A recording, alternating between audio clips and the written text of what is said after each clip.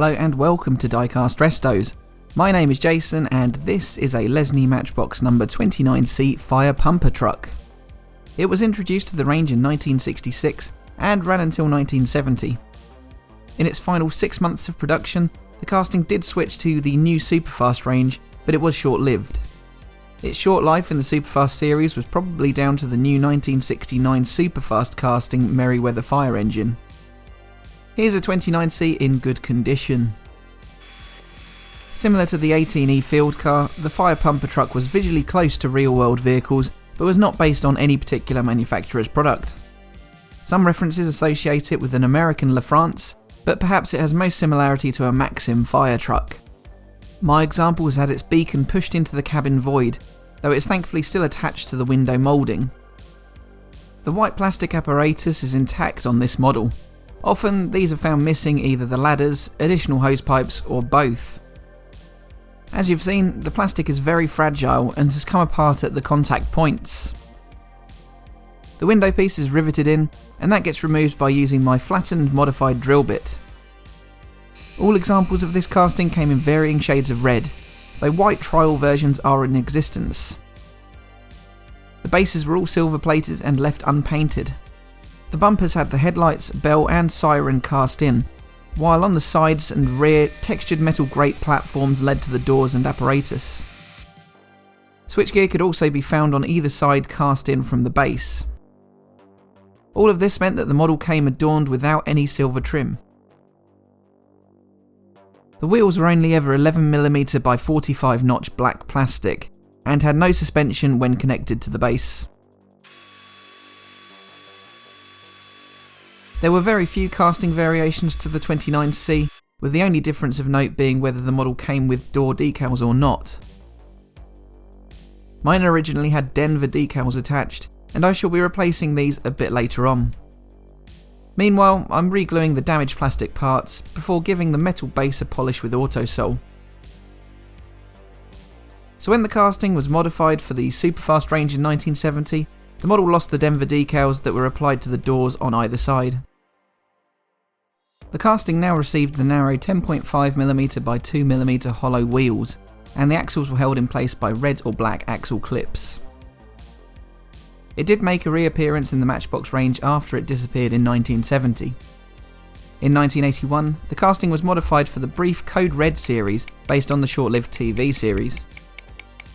It had additional roof-mounted horns, a water cannon and P1 decals.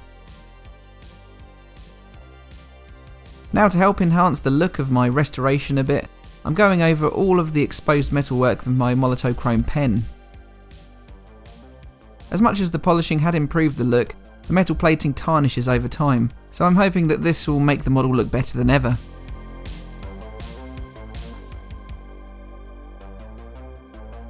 But now it is time to strip that red paint.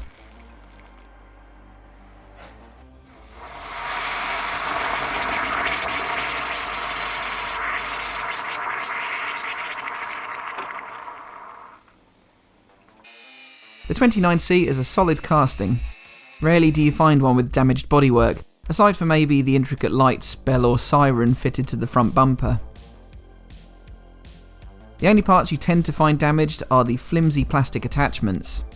The hose extension and the ladders are so frequently found missing, while the hose reels raise up and are easily bent out of shape. I've managed to rescue this beacon, but again they are often broken. Despite the rough re-gluing, this should look fine when refitted in the cabin. The body now receives a coat of light grey primer. There are a number of side compartments cast in and some minor details elsewhere that get forgotten about. The dried primer is then covered with Tamiya's TS8 Italian Red. The original is slightly more orange than this appears, but the difference is minor. As ever, it's a good even finish all over.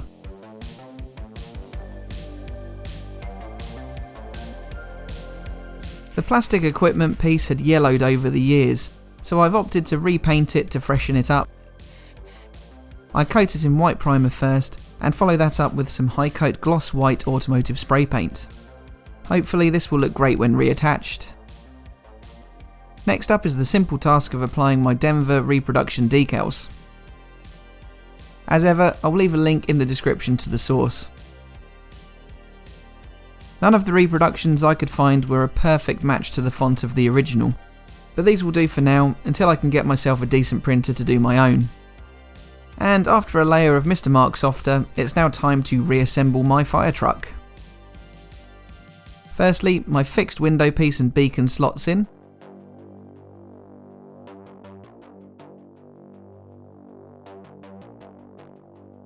Then the base will be refitted. The two central rivet posts were too narrow to tap, so the base clips in over those.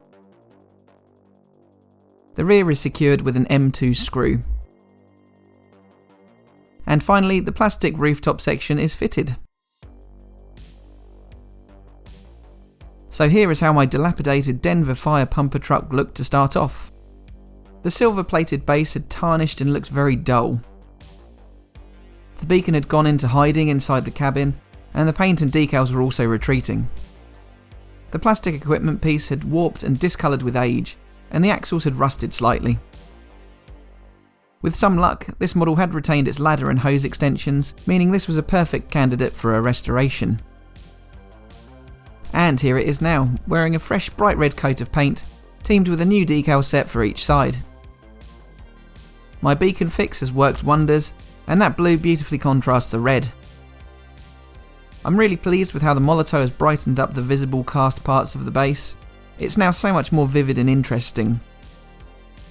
The white repaint on the plastic apparatus has covered over the discolouring, and the minor re-gluing has fixed the warping issues, so the rooftop now sits flat. I'm really pleased with this one. It doesn't feel like much of a restoration to me, it feels like a brand new model. Please do leave a like, a comment and subscribe if you've enjoyed this one, and do help support the channel on Patreon or YouTube memberships. Links to each are in the description below. You can also find a link to my Instagram there for all the latest from me, but all that leaves me to say is thanks for watching, and I'll see you again for the next one. Bye for now.